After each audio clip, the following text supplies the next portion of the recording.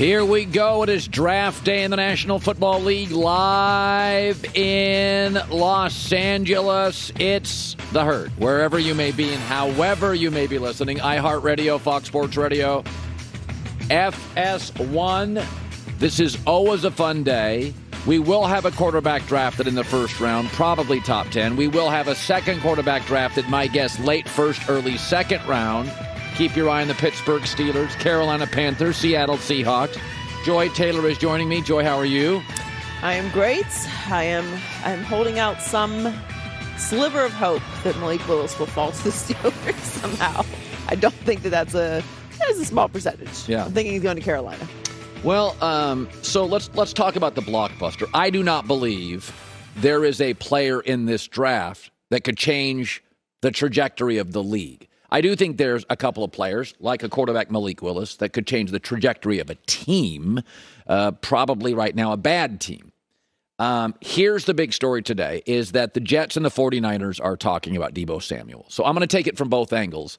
The Jets do a lot of things poorly and have made a lot of terrible decisions, and they seemingly overpay for average players all the time.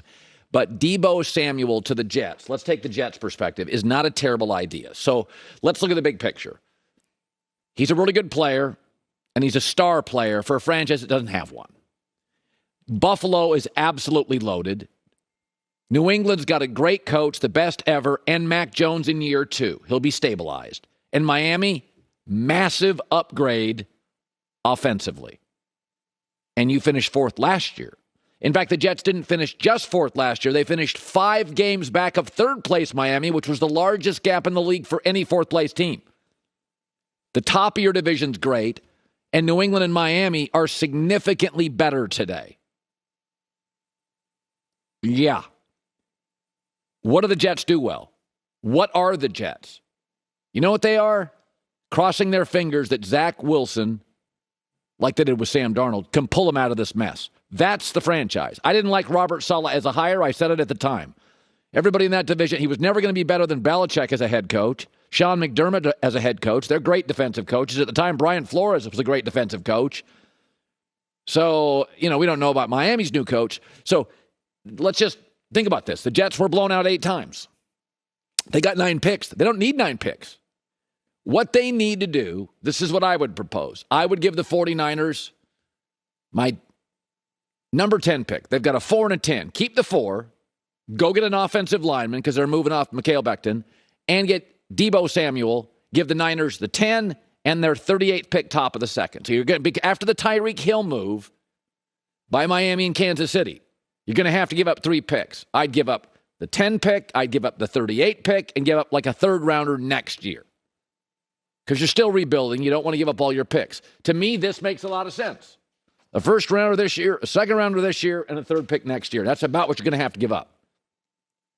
I mean, your head coach, you have no idea. My guess is won't work. Your roster's weak. The division's got a star team in it and the best coach in football history. And Miami made major upgrades. You do not do anything particularly well. Now, the good news for the Jets, though, is that you went and got a receiver last year named Elijah Moore. He looks really interesting. And you also went and got a running back, Michael Carter, and he looks really interesting. So you don't need to go with your 1st pick or your 2nd pick or your 3rd pick. You don't have to go running back. It's an offensive league. You got your quarterback, right? So you like your quarterback, you like your running back, you like Elijah Moore. Going to have to draft one of those early picks, your left tackle. It's a great tackle draft. It's probably, of all the units in the draft, they have, with that and 4 pick, what you need. And then what you need is not more draft picks. What you need is a star. Because Miami's got Jalen Waddle. Miami's got Tyreek Hill. I mean, Mac Jones' 2nd year in Belichick. Buffalo. So I think it makes sense. Take a big swing. If by the end of tonight, you have the best or 2nd best left tackle and Deebo Samuel, Jets win the night. It's legitimate. Then you've got your quarterback has a chance. Because you have to figure out, by the end of this year, can Zach Wilson play? Because next year, you're going to be a 4th place team again. 3rd or 4th, my guess 4th. Deep 4th. Next year's a better quarterback draft. And you got to know by the end of this year, do we have our guy? How are you going to really know? Unless you give him somebody like Deebo Samuel, Elijah Moore, Michael Carter. It's like, all right, we couldn't move the ball much. Don't have the right guy. But you got to get an answer. In the NFL, teams have a lot of needs, right? Most teams, especially bad teams. But often the biggest need is just an answer at quarterback. The Giants have one. They won't admit it. Their coach and GM will. Their owner won't. So can Zach Wilson play? Give him Deebo Samuel, Elijah Moore, Michael Carter. You'll have an answer by Thanksgiving. But last year, 8 blowouts. You going to bail again on quarterback? You got to give this kid a fighting chance. That's a theme I always say on this show. If you're going to draft a quarterback high, you got to give him a fighting chance. So that's what I would do. So now let's take this from the San Francisco 49ers angle, because anybody could say, well, of course the Jets want Deebo Samuel. I mean, that's an easy one, Colin. So let's go. Let me ask all you 49ers a question.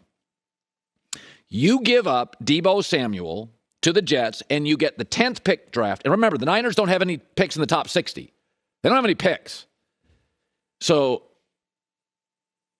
you get the 10 pick and the 38 pick, top first, top second.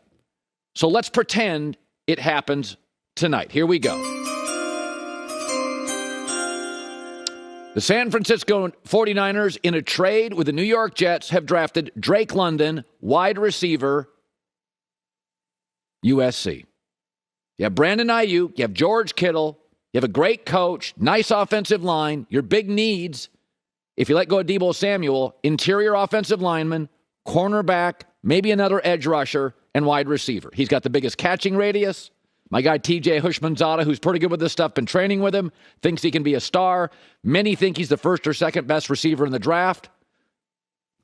And now we get to the second round, 38th pick. Here we go again.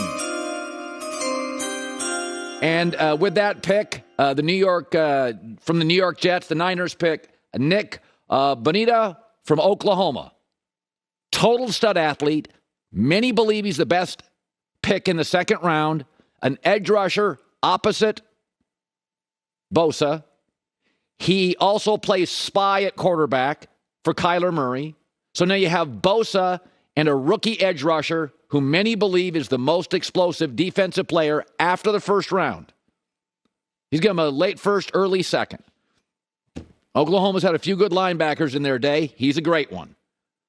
So are you happy with that? You say, well, okay, because you like your coach, you like your GM, and you like your roster. But you don't have Deebo Samuel.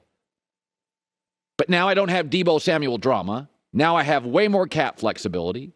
Now I don't have a player who doesn't want to play running back, but frankly, he's really good at the running back thing. And when he plays running back, which he doesn't want to play, it actually makes him more effective. Otherwise, he's kind of an erratic player who a couple years ago played only 6 games. I don't feel terrible about it. I like my coach. I like my roster. I don't have any drama. By the way, Jimmy Garoppolo, by the trade deadline of next year, will not be a 49er. Somebody's quarterback's going down, so you can make another trade there and get a number 3 corner, get an interior offensive lineman. But right now you got a Deebo Samuel. It's a lot of drama. All of this stuff works if Trey Lance can play. It all works. If Trey Lance can play, Drake London works. We know the coach works. We know the running game works. We know the tight end's a Hall of Famer. If Trey Lance can play, then I got Bosa and another pass rusher. I have more cap flexibility. I've moved Jimmy Garoppolo, and now I got a player or maybe a pick next year. So, I mean, to me, if Trey Lance can play, if Jordan Love could play, Green Bay wouldn't have nearly the issues. If Jordan Love could play, Aaron Rodgers would be gone. You would have gotten picks. You'd probably have DK Metcalf. You maybe have Deebo Samuel. If you think Trey Lance can play and you gave away a bunch of picks, this thing works. If you don't, then don't make the deal. Like, to me, if the Niners don't make the deal, they're telling you, like, we got to have this guy because we don't know if our guy can play. But if he can, Drake London, another edge rusher, cap flexibility, get a player later for Jimmy Garoppolo. Remember, Seattle's not going to be the same football team next year. Right? So you know it's not a 4-team race next year. It's a 3-team race. And Kyler Murray's in your division, and you're going to be chasing him. San Francisco is going to be chasing Kyler Murray for the next 5 years. And Matt Stafford, can't give him too much time because Sean McVay and Matt Stafford, the only way to beat him last year was how Tennessee beat him, under duress, pressure. More pressure, another wide receiver, less drama, get a player for Garoppolo. I get it for the Jets, but I think there's an argument to be made. It works for the Niners as well. I got a player that's really good, wants to be paid early, wants to be paid top of the market, and doesn't really want to do what the Niners used him for that made him really, really consistently great. I could move off that. I lose a couple nights' sleep, but if Drake London hits, the linebacker hits, I'm good.